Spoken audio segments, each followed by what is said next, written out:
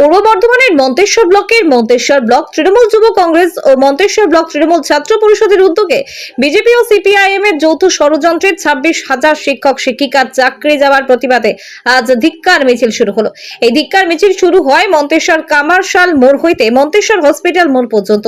এই ধিক্কার মিছিলে উপস্থিত ছিলেন মন্তেশ্বর পঞ্চায়েত সমিতির সভাপতি আহমেদ হোসেন শেখ, ব্লক সহ সভাপতি প্রতিমা সাহা, সভাপতি কুমারজিৎ পান, মন্তেশ্বর পঞ্চায়েত সমিতির সদস্য ও সদস্যা এবং 13টি পঞ্চায়েতের প্রধান, উপপ্রধান এবং যুব তৃণমূল কংগ্রেসের ছাত্র পরিষদের নেতৃবর্গরাও এই মিছিলে উপস্থিত ছিলেন।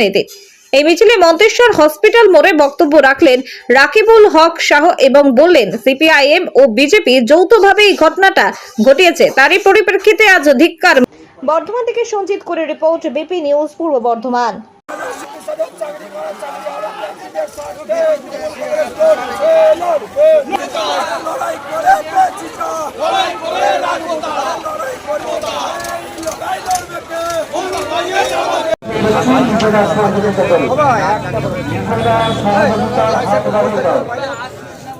রাস্তা যাতে জাম না হয় তার জন্য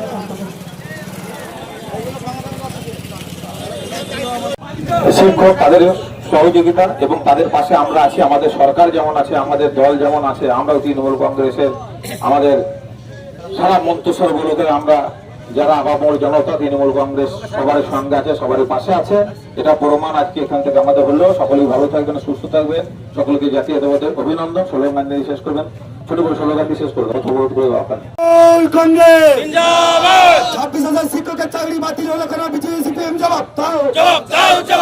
26,000 শিক্ষকের চাকরি বাতিল হলো কেন? বিকাশ ভট্টাচার্য জবাব দাও।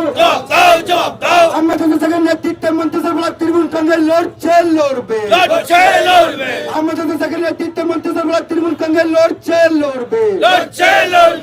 তৃণমূল কংগ্রেসের উদ্যোগে সারা পশ্চিম বাংলায় আমাদের ছাত্র এবং যুব ডাকে আমাদের যে আপনারা সকলেই জানেন যে 26,000 আমাদের শিক্ষক যারা পরীক্ষা দিয়ে তারা যোগ্য শিক্ষক হিসাবে নির্বাচিত হওয়ার পর দীর্ঘদিন চাকরি করে আসার পর তাদের আজকে চাকরি থেকে বঞ্চিত হতে হয়েছে।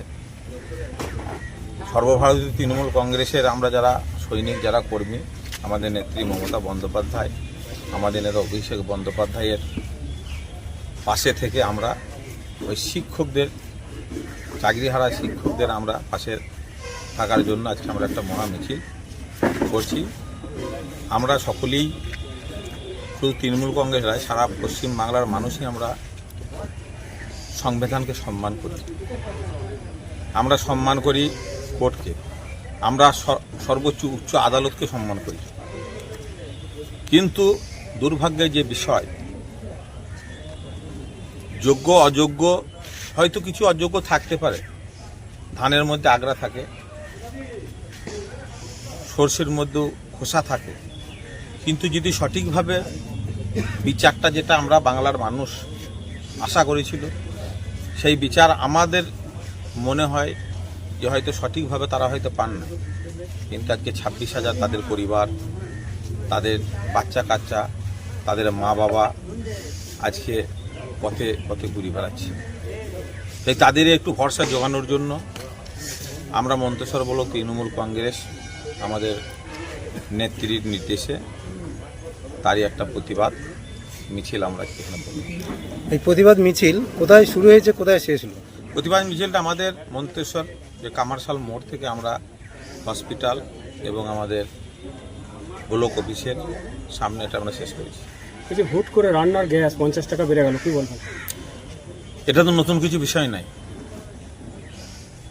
পেটের ভাত কেন্দ্রে যে সরকার একটা চলছে, গরিব মানুষের সরকার নয়, আদানি আম্বানির সরকার, গরিবদের পাশে ওরা কোনোদিনই থাকে নাই। এটা তো নতুন কোনো বিষয় নাই, এটা তো বলার তো কিছু আমার মনে হয় যেন প্রশ্নই নাই। যে সে তাদের তো গ্যাসের দাম বাড়বে, পেট্রোলের দাম বাড়বে, ডিজেলের দাম বাড়বে, দ্রব্যমূল্য বৃদ্ধি হবে, মানুষের কি হবে? এটার তো ওদের কোনো দিশাহীন সরকার। সেই সরকারকে আমরা নিন্দা জানাই, ধিক্কার জানাই, এই সরকারকে আমরা মানি না।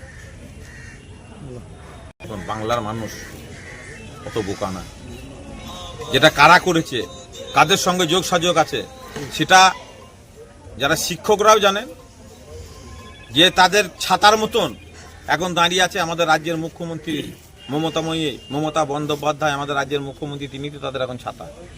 তারাও জানেন এটা বাংলায় এসব কোনো ইফেক্ট করার কোনো জায়গাই নেই।